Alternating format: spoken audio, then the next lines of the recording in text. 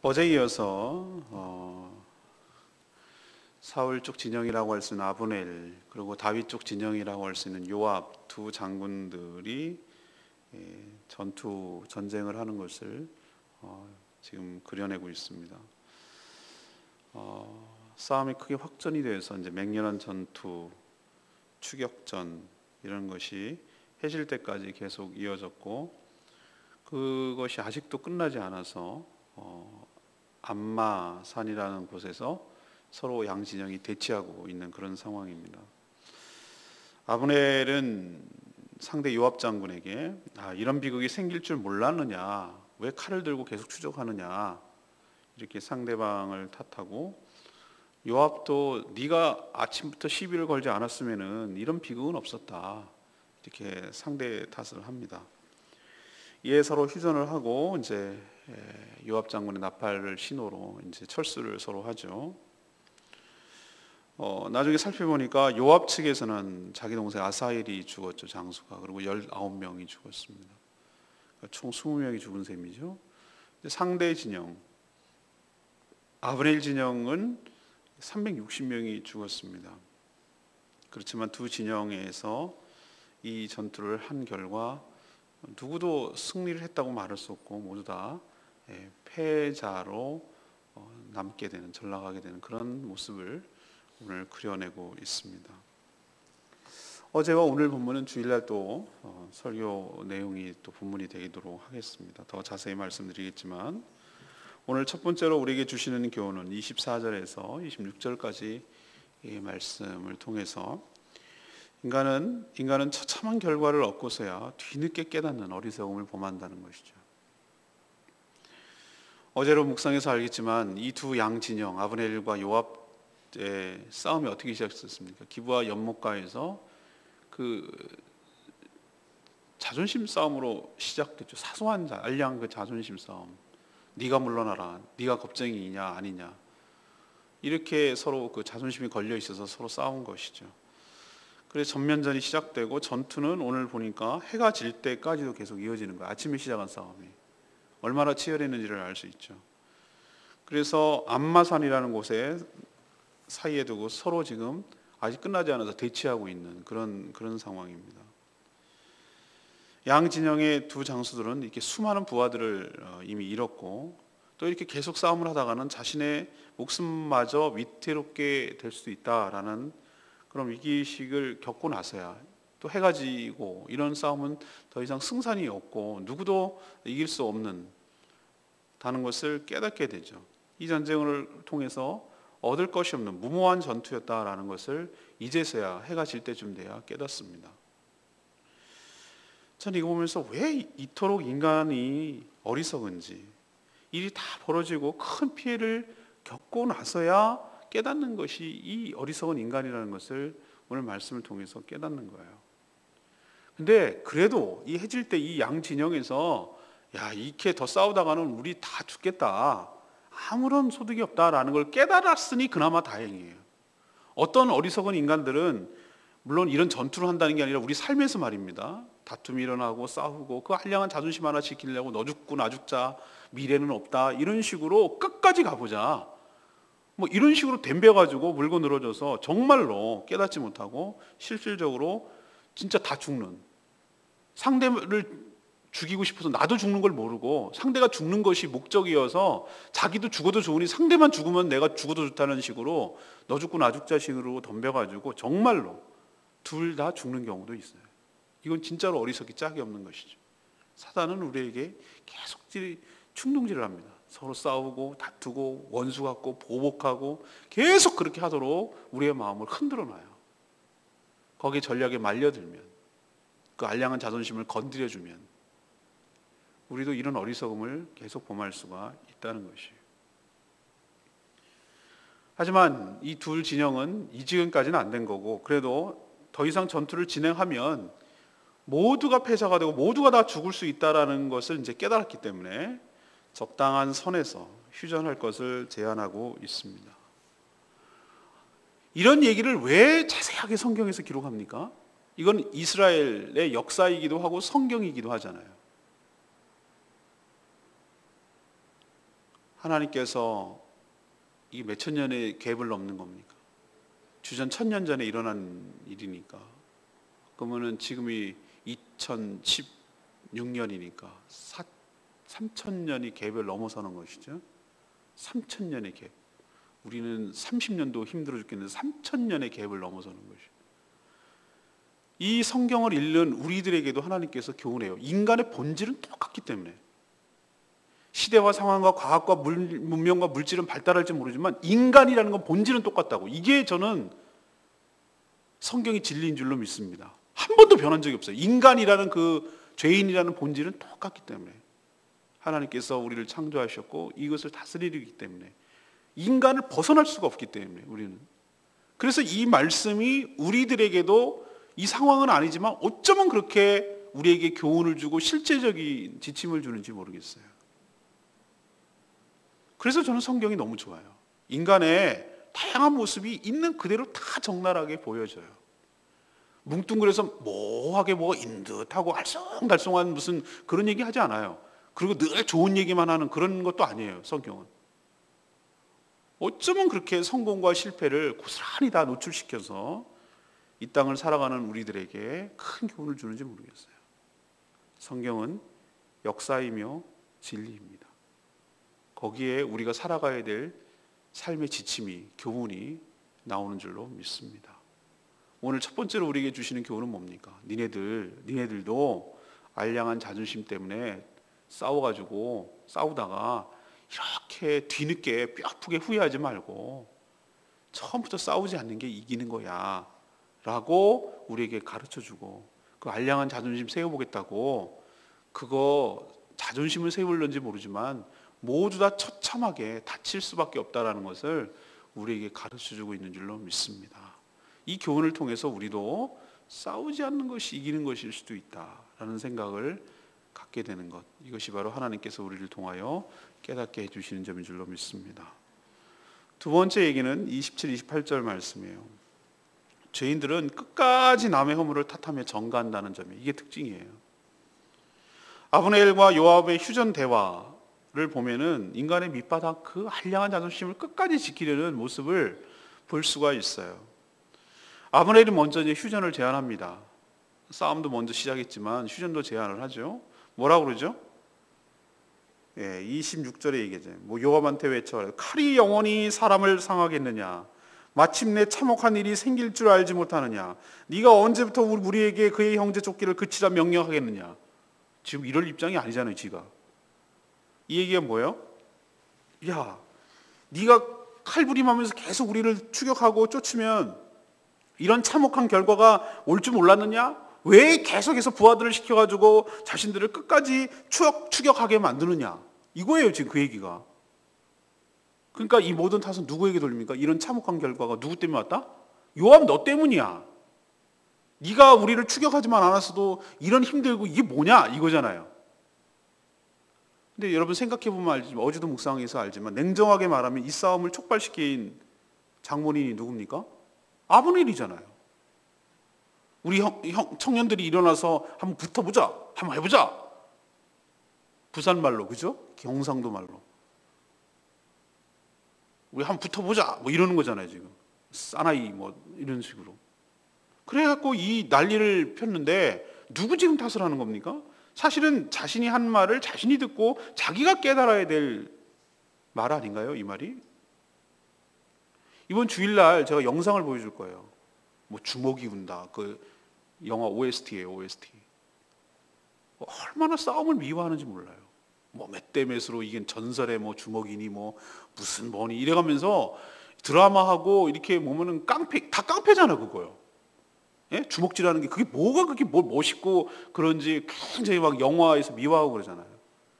그러나 실제들 깡패들한테 물어보면은 그렇게 싸움박질하는 게 낭만적이지 않아요. 쌈마이처럼 멋있는 게 아니에요. 정말 비열하고 정말 죽겠고 정말로 피를 보고 처참하고 아무것도 얻는 것이 없는, 그냥 그 자존심 하나 싸우는, 우리가 생각하는 것처럼 결코 싸움은 낭만적이지가 않아요. 그리고 사람이 죽잖아요. 무슨 이게 컴퓨터 게임입니까? 죽으면 다시 리셋해가지고 다시 시작할 수 있는 건가요? 야야 다시 하자, 야 처음부터. 그게 가능한가요? 죽은 것은 그 생명을 다시 되돌이킬 수가 없잖아요. 무엇으로도 보상할 수가 없는 게 죽음이에요.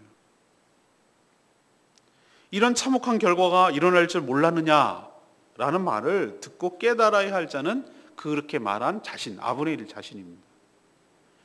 이에 이제 맞서서 요압이 뭐라고 그런지 알아요? 요압도 가만히 있겠습니까?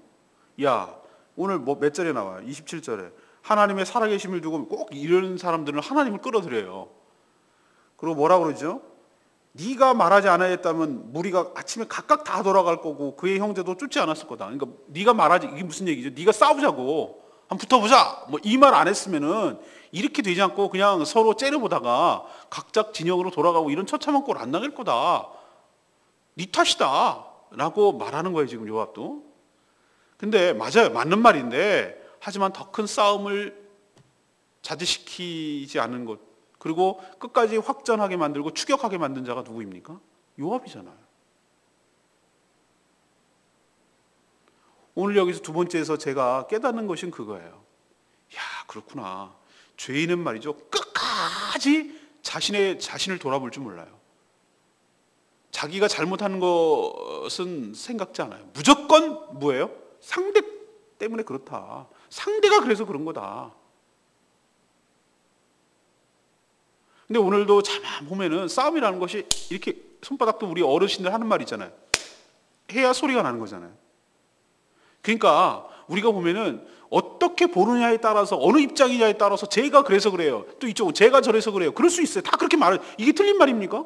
네가 아침부터 시비를 걸지 않고 그냥 조용히 했으면 우리 이런 일 안 생겼지. 네가 추격 안 했으면 이런 험한 꼴 안 나. 다 맞는 말이에요. 그러면 정말로 제정신이 바뀌고 하나님 앞에 선자라면 뭐죠? 자신도 돌아볼 줄 알고, 물론 저쪽도 문제가 있다는 걸 인정하고 알지만 자신도 문제가 있다는 것을 알고 그렇게 회개하고 반성하고 그런 모습을 보여야 되는데, 죄인들의 특징 하나, 절대로 자기가 잘못했다고 인정하지 않아요. 모든 것을 남 탓하는 거예요. 이게 죄인의 특징이에요. 인생이 불행해지고 인생이 어려워지는 이유는 뭔가? 인간이 오늘 하나님께서 이렇게 진리인 역사인 말씀을 통해서 우리의 모습을 비춰주거든요. 인간의 본질은 똑같다고 제가 말씀드려요. 사람 살아가는 게 다 거기서 거기라고요. 옷도 다르고 상황도 다르고 지리도 다르고 위치도 다르고 언어도 다르고 다 그렇지만 본질적으로 인간은 똑같다고. 사람 사는 게, 살아가는 게 그래요. 그렇다면 이 말씀을 통해서 자신을 비춰보고, 아, 내가 이런 모습이 있지, 내가 이렇게 사는 것이 이게 문제지 라고 돌아보고 그것을 회개하고 돌이켜야 되는데, 죄인들의 특징 하나는 뭐냐면 절대 자기를 돌아볼 줄 모르고 모든 것을 누구 탓? 늘 남 탓. 안 되면 조상 탓. 묘자리 잘못 써서 하다못해 묘자리는 지가 써놓고서 조상이 잘못돼서, 부모님이 나를 못 가르쳐서 그때 따끔하게 혼냈어야 되는데 그때 나를 공부시키려고 조금만 더 밀어줬으면은 우리 집 아버지가 술만 안 먹고 내가 이러지 했으면 이렇게 고생 안 하는 건데, 늘 남 탓, 늘 부모 탓. 엄마는 말이지 내 동생만 예뻐해주고 나는 예뻐해주지도 않고 늘 부모 탓. 내 친구들이 나를 왕따만 안 시켰어도 늘 남 탓. 그리고 환경 탓. 시대를 잘못 타고나느니, 내가 여기서 태어나가지고 이 고생을 하느니. 그리고 궁극적으로 누구 탓? 하나님 탓. 인간이 그래요. 그 순차적으로 죄를 지으면 본질이 그래요. 에덴 동산에 죄를 짓고 나서 딱 먼저 나타나는 현상이 죄 때문에. 궁극적으로 뭐예요? 넘어가니 하나님 탓이에요. 하나님 탓이더라고. 알고 봤더니 지네가 하는 말이 하나님 만들었잖아요. 이렇게 나오는 거예요. 우리가 깨달아야 될 것이 있습니다. 하나님, 오늘 말씀을 통해서 저희들의 모습을 보게 하옵소서. 저희들의 허물이 먼저 보이게 하시고 저희들의 잘못이 보이게 하시고 하나님 앞에 온전히 용서를 구하는 저희들 되게 하여 주시고, 늘 남 탓하다가, 남 탓하면은 자기가 잘못이 없는 건가요? 저도 애들 싸움 말리고 뭐 하는 거 보면은 정말 인간이 부패한, 어려서부터 우리가 죄 가운데 태어났다라는 것을 아이들 싸움하는 데서 나타나요. 조그만 유치원 애들도 그래요. 제가 그랬죠요, 제가 막 그래요. 근데 가만히 이게 자초지종을 살펴보면 얘도 약을 올려가지고 제가 저런 거 봤거든. 근데 제가 그랬다는 거예요. 너도 그랬잖아. 그러면 얘가 뭐라 그래? 나는 요만큼 잘못했고 쟤는 이만큼 잘못했다는 거야. 애들이 그렇더라고. 근데 어른은 다릅니까? 아, 나 왜 그래요? 더 큰 도둑놈도 있는데 내가 뭐 좀도둑이에요, 저는. 아니, 좀도둑은 도둑 아닌가? 인간의 본질이 부패했기 때문에 늘 상대적으로 비교를 해서 자기가 의로움을 얻으려고 합니다. 제가 잘못한 것을 크게 부각함으로 자기의 잘못을 축소시키고 더 나아가서는 은폐시키려는 것이 죄인의 모습이에요. 오늘 말씀을 깨닫고 하나님, 저의 허물과 잘못을 주님 앞에 용서를 구하고 회개하고 바로 고치는 저희들 되게 하시고, 늘 남 탓하고 늘 남을 원망하고 하나님을 원망하고 하나님 탓하다가 인생 끝나지 않도록 저희들을 지켜보아여 주시옵소서. 이런 삶 살기를 원합니다. 세 번째는 29절에서 32절까지입니다. 싸움은 승자 없이 모두를 패자로 만들 뿐이에요. 많은 희생을 내고서야 계속 싸움하는 것이 이제 무모한 짓이다, 아무런 것이 얻는 것이 없다라는 것을 이제 요압도 아브넬도 양 진영이 다 이제 해가 지고 나서야 이제 깨달아요. 그리고 이제 휴전에 들어갑니다. 요압은 이제 요압의 나팔 소리를 신호로 이제 철군을 시작하죠. 휴전이 시작되고 각자 이제 진영이 자기 진영으로 밤새 걸어서 돌아가요. 요압 장군 측, 요압 진영의 피해는 자기 동생 아사엘 장군이 죽었어요. 그리고 그 12명이 칼로 나와서 이렇게 했다고 그랬잖아요. 그요? 치킨 게임이라고 제가 말씀드렸는데 거기 포함해가지고 19명이 전사했어요. 그러니까 아사엘까지 하면 총 몇 명? 20명이 죽었어요. 그럼 상대 아브넬 진영은 몇 명이 죽었습니까? 360명이 죽었어요. 많이 죽었죠? 이 몇 배입니까 이건? 계산을 하면 열 몇 배인가? 13배? 하여튼 어마어마하게 죽었어요. 그런데 객관적으로 봐서 또 전세나 전사자를 고려하면 누구의 승리로 보입니까? 요압의 승리로 보이죠? 그렇죠? 아마 돌아가서 그랬을 거예요. 우리가 이겼어 뭐 이럴 거예요 서로. 그런데 성경은 양 진영을 그냥 돌아갔더라라고 그렇게 그치지 않고 그 철수하는, 휴전하고 철수하는 과정을 디테일하게 그리고 있어요. 왜 그걸 그릴까요? 왜 이 모습을 자세하게 기록할까요?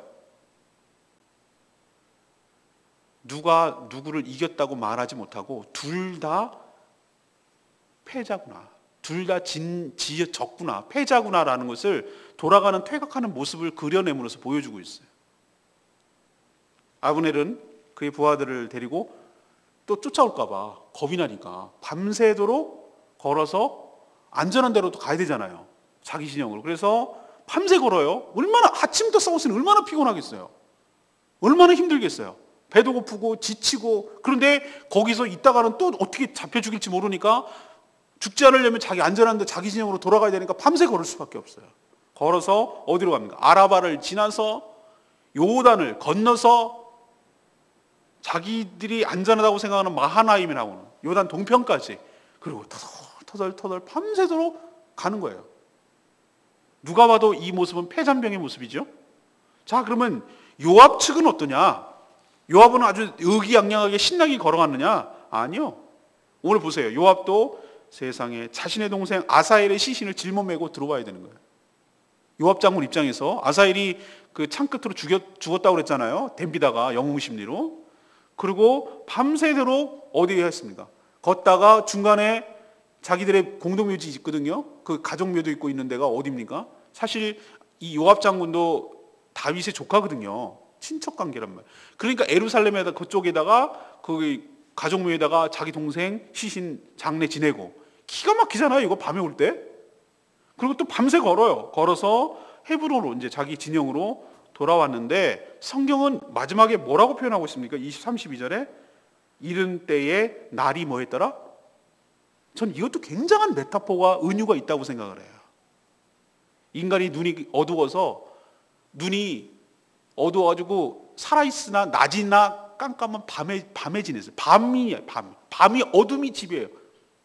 악한 영이 지배하고 완전히 까막 눈이 돼가지고 천지분간 못하고 하나님의 뜻을 분별하지 못하니까 낮이었지만 영적으로 암흑이었다 이 말이에요. 그러니까 서로 치고받고 싸우고 죽이고 엄청나게 그렇게 손실을 보고 희생을 치르고 나서야 정신을 차리고 돌아와 보니 그때서야 눈이 떠졌는데, 그때 날이 밝았는데 그때서 보니 이런 기가 막힌 일이 벌어졌더라.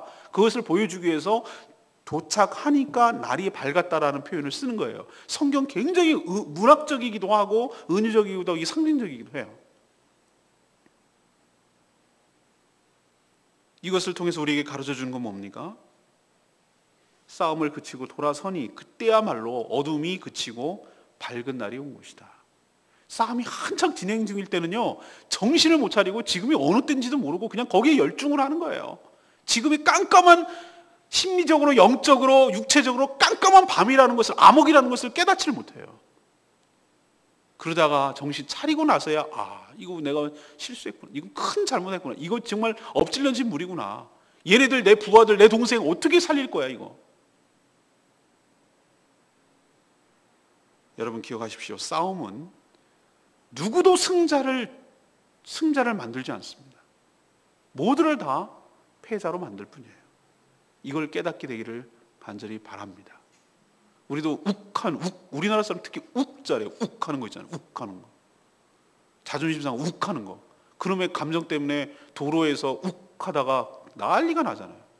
보복 전쟁하고 막 방망이 들고 나오고 막 죽을 줄 모르나 들이받아요. 진짜 실제로 너 죽고 나 죽자는 거예요.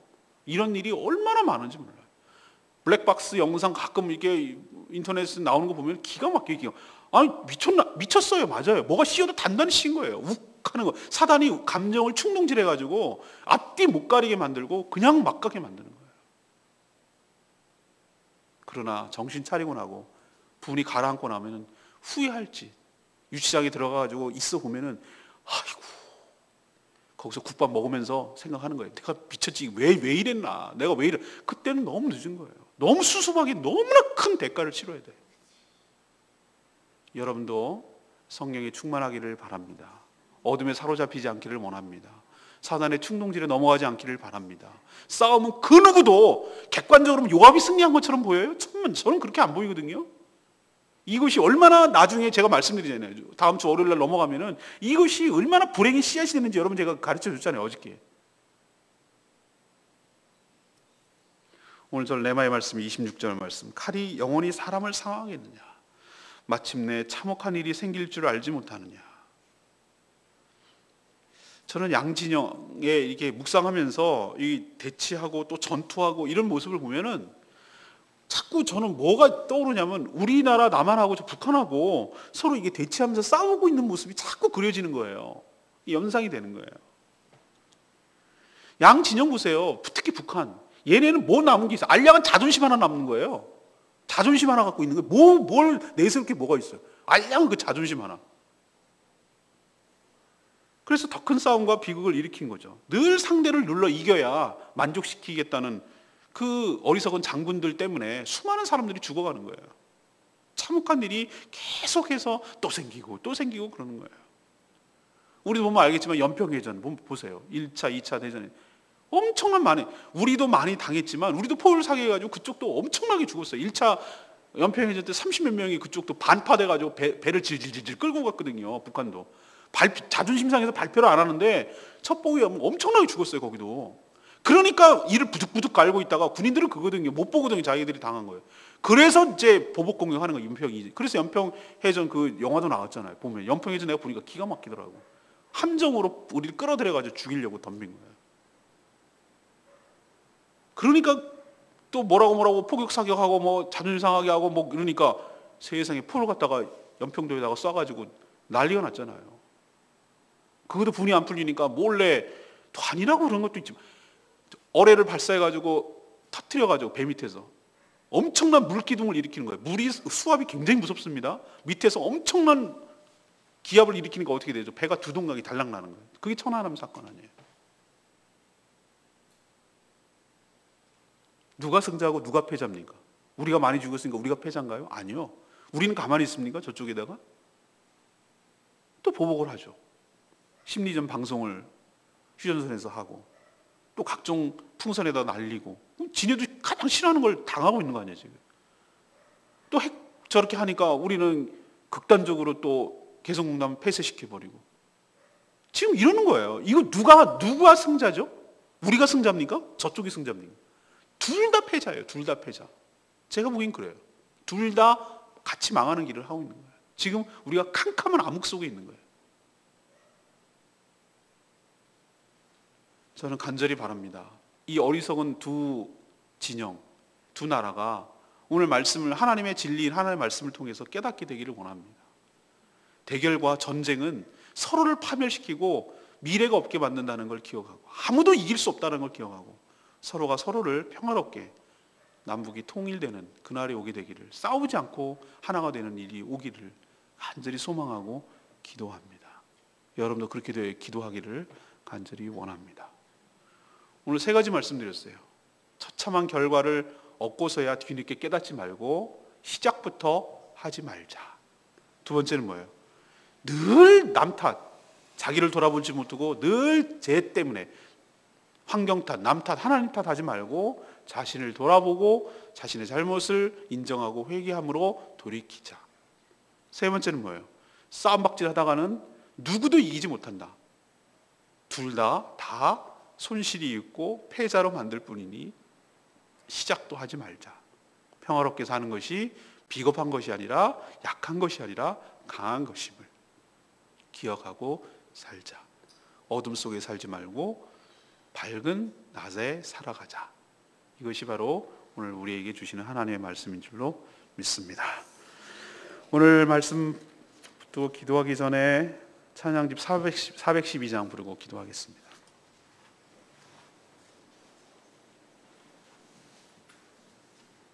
하나님은 우리의 피난처가 되시고 환난 중에 우리의 힘과 도움이시오.